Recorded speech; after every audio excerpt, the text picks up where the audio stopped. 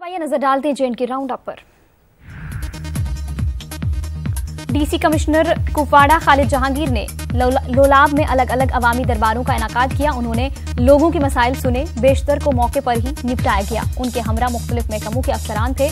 लोगों ने पानी, बिजली और सड़क जैसे मसाइल उठाए। डीसी ने यकीन दिलाया कि लोगों के मसाइल हल किए जाएंगे।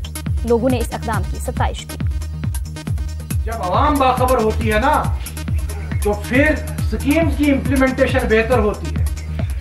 आपके पानी का मसला है, पानी की स्कीम जो है आपकी अभी हाल ही में जो है चीफ सेक्रेटरी साहब ने एक नया विंडो निकाला कि ये पानी की स्कीमें कैसे हम या ब्रिजेस उनको कैसे हम जो है वो जो रुके पड़े ब्रिजेस हैं, जो रुकी स्कीमें हैं उनको कैसे मुकम्मल करें। छतरगाम त्राल में लोगों ने महकमे बिजली के खिलाफ एहतजाज किया। उन्होंने इल्जाम लगाया कि महकमे ने पिछले 5 दिनों से इलाके में बिजली सप्लाई बहाल नहीं की है। इसकी वजह से लोगों को सख्त मुश्किलात का सामना है। मुख्तलिफ सियासी लीडरान ने हुकूमत से मेवा काश्तकारों को KCC लोन माफ करने की मांग की है। इन लीडरान में कांग्रेस के जिला सदर पुलवामा फयाज अहमद डार, CPI लीडर अब्दुल रशीद पंडित और NC लीडर शबीर अहमद कुल्ले शामिल हैं। लीडरान ने कहा है कि जनूबी कश्मीर के मेवा काश्तकारों को भारी नुकसान हुआ है। पुलवामा के बस स्टैंड में एक इलेक्ट्रॉनिक दुकान में अचानक आग नमूदार हुई। देखते ही देखते आग ने पूरे 3 मंजिला दुकान को अपनी लपेट में ले लिया। अगरचे फायर सर्विस ने आग बुझाने के लिए काफी मशक्कत की, ताहम उसके बावजूद पूरी दुकान आग की वजह से खाकिस्तर हो गई। इससे लाखों रुपए का नुकसान हुआ है।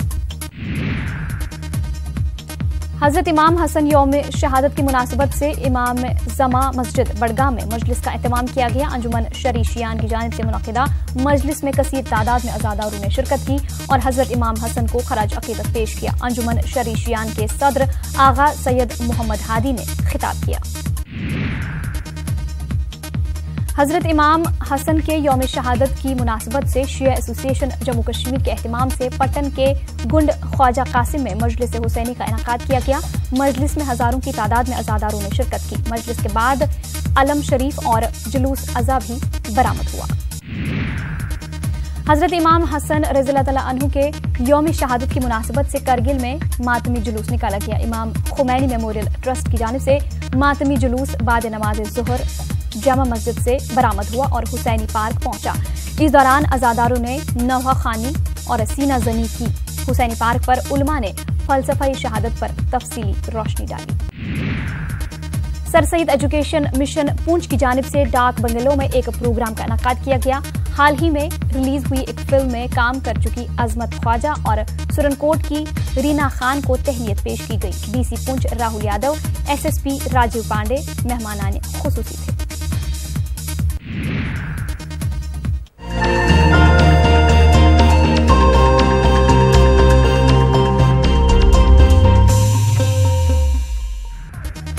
भलेस पंचायती चुनाएं के मद्देनज़र मेदवारें रैलीज करिए वोटरें गी अपनी बक्खी आकर्षित करने की मुहिम शुरू की दी है। महिला मेदवार भी रैलीज करने पेश हैं। मेदवार वोटरें कन्ने वादे करार देन जो सड़क राबते, पानी की सप्लाई, ग्राएं की तरक्की, मनरेगा पेमेंट, रोजगार वगैरह के मसलों का निबेड़ा करने अपना रोल अदा करगन। भलेस के 4 ब्लाकें चंगा, जकियास, चिली पिंगल ते गंदोह भलेस 17 नवंबर की वोट पाऊंगन। चला बल्कि बदलाव आवे, हम इस बदलाव वास्ते आज या इन्नी रैली लेना चले अभी। इंशाल्लाह अपना उम्मीद है कि अगर शेख साहब जीतेगा ये हमारा वास्ता कुछ न कुछ तरक्की करेगा। तो हमने जो कैंडिडेट चुनी दी ऐसा कैंडिडेट चुनी दी कि वो हमारा हर काम सुने। इसमें कामयाब करना हमारा बहुत सारा मसला हल होगा, डेवलपमेंट होगी, गली कूचा बनेगा। इंशाल्लाह उम्मीद है कि हमारा ग्राम में गलियां में टाइल लगेंगी, पानी की किसी चीज की कमी नहीं रहेगी। नियंत्रण रेखा उपर हालात जने भी होन, पुंछ दे लोग हौसला नहीं छोड़ते। कोई भी दिन त्यौहार होवे, लोग बड़े जोश ते जज्बे कन्ने खुशी मनाते हैं। पाकिस्तान आसिया गोलाबारी किए जाने के बावजूद वो दिन त्यौहार मनाते रहे। 2005 च आए दे भूचाल च भी ये जोश ठंडा नहीं हुआ। हूँ तो हालात ठीक हैं। बाजारें च लोग खरीदारी करार देन, एक दूए की मुबारक देआर देन, मिठाई बंडोआ दी है। दिवाली की रौनकां चबक्खी दिखियां जाई सकदियां। तुसें पता 2005 जिसला जलजिला आया पुंछ च बड़ा नुकसान होया ना सा पुंछ तो उसला पंजाब नाल बड़ा नुकसान होया, लेकिन उस तो बाद भी लोगों ने दिवाली का त्यौहार मनाया, लोग बाहर निकले, खरीद फरोख्त की। इसलिए भी पुंछ अंदर तुम देखो कि लोगों एक डर है ने कि कोई पता नहीं किहड़े वक्त क्या जरा बार्डर ने बिल्कुल नज़दीक बैठे ना, कुछ टाइम ही का हो सकना, लेकिन लोग उस डर की छोड़ी बाजार आने अपना खरीदारी करने तो दिवाली का त्यौहार अच्छे तरीके से दुख सुख कम आते हैं, रीति रिवाजा इकट्ठे शमूलियत करते हैं। गोलाबारी होती रहती है तो भी लोग इतने अपना काम काज करते रहते हैं और कोई किसी तरह का खौफ नहीं है। तुम देख रहे हो अपनी अखा नाल धक्के करते कि इस वे बॉर्डर उपर पुंछ डिस्ट्रिक्ट है तो भी लोग कितनी बड़ी संख्या में हिंदू मुस्लिम सिख ईसाई सारे धर्मों के लोग दिवाली का त्यौहार मनाने से बाजारा ने भी अपनी खरीदारी करने लगे ने और बड़ा उत्साह है लोगों ने अंदर एक दिवाली ने त्यौहार के लिए, और बगैर मज़ो मिलत हर धर्म ने लोग अपने खरीद फरोख्ती च लगे ने। दिवाली का त्यौहार है, हर निक्के ते बड़े का उत्साह दिखदे के बनता है। घर महला गली बाजार जिधर दिखो रौनकां के रौनकां, बाजारें च हट्टियें उपर खरीददारें का रश है। बच्चे ते जवान पटाके खरीदने च रुझे दे न, लेकिन इस बरे लोग इको फ्रेंडली पटाके लैरदे न, जेड़े पटाके पर्यावरण की घट्टो घट्ट प्रदूषित करन ते बाज भी घट होवे तां जे नॉइज़ पोल्यूशन भी नहीं होवे जां फी घट्टो घट होवे। खरीददार दुए लोगों की भी अपील करार देन जे सुप्रीम कोर्ट के दिशा निर्देशों उपर अमल किया जा तां जे त्यौहार की पवित्रता भी बनी रहे ते लोगों का उत्साह भी। स्मोक घट होंदा, धुआं घट होंदा, उहे पटाके यूज़ करने चाहिए। मैं भी अपने बच्चे वास्ते अज सवेरे पटाके खरीदे ने ते उहे पटाके खरीदे ने जिंदे च धुआं घट निकले ताकि साडे जिहड़ा पर्यावरण है उसी घट तो घट नुकसान पहुंचे। जिहड़ा इन्वायरमेंट है वो बिल्कुल अच्छा रहे, उहदे उपर कोई भी नैगेटिव इंपैक्ट ना पवे।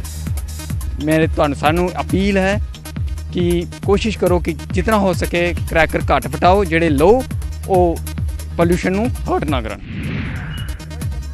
भद्रवाह च दिवाली का त्यौहार खास है, खास इस करी जे हिंदू ते मुसलमान दोनों बरादरियों के लोकें कट्ठे होइए त्यौहार मनाया।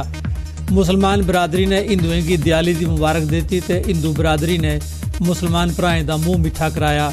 हिंदू ते मुसलमान बरादरियां आसिया उन्हें उनसने खिलाफ करारा जवाब है जेड़े दोनों बरादरियां विचकार फुट पवाने की साजिश करार देन जो किश्तवाड़ परिवार भराएं की हत्या करने पिछे मकसद हा। एक दूसरे को मिठाइयां बंट रहे हैं, एक दूसरे को जड़ियां मुबारकबाद दे रहे हैं। कोई भी इस तरह की गल नहीं है कि भाई इतने कोई हिंदू मुस्लिम तनाव है या कोई दूसरी तीसरी कोई गल है। कि हिंदू मुसलमान एक रहेगा तो ईद दिवाली को तय माहौल कायम है। हिंदू मुसलमान एक ही गले लेके रह रहे हैं, एक ही घर मिठाई दिवाली मिठाई भी दे रहे हैं, काफ़ी पुराना माहौल है। कोई भी त्यौहार होए या फिर बरे का ध्याड़ा साढ़े समाज के सारे फिरके या तबके एक मुठ होइए त्यौहार मनाते हैं। धर्म या मजहब कोई भी होए, सभे धर्म या मजहबे के लोगों का सीधा या परोक्ष योगदान रहिंदा गै रहिंदा है। दिवाली का त्यौहार है तो उधमपुर मंदिरें चाढ़ने वाले फुल्लें दे हार मुसलमान बरादरी के लोग बनाते हैं। ये परिवार कटरे थमां उधमपुर फुल बेचने ते फुल्लें दे हार बनाने ताईं आए दिन तां जे त्यौहार के मौके उनकी शमूलियत भी बनी रहे। हर साल उधमपुर आने फुल बेचने आस्ते जदों भी दिवाली का त्यौहार आउंदा है तो ये बड़ा अच्छा एक असीं लगता। दिवाली का त्यौहार जो बड़ा अच्छा लगता है, सारा फुल जो इनते एक त्यौहार पर लगता है तो असें भी इसका बड़ा ज़्यादा एक फायदा होंदा है। मिली जुलिए रोना चाहते हैं कि एक होइए रोचे एक होइए कम्म करचै तो उहदे कन्नै साढ़ा एकता गै रवै, तो उस आस्ते अस ये कम्म करने जरूरी है।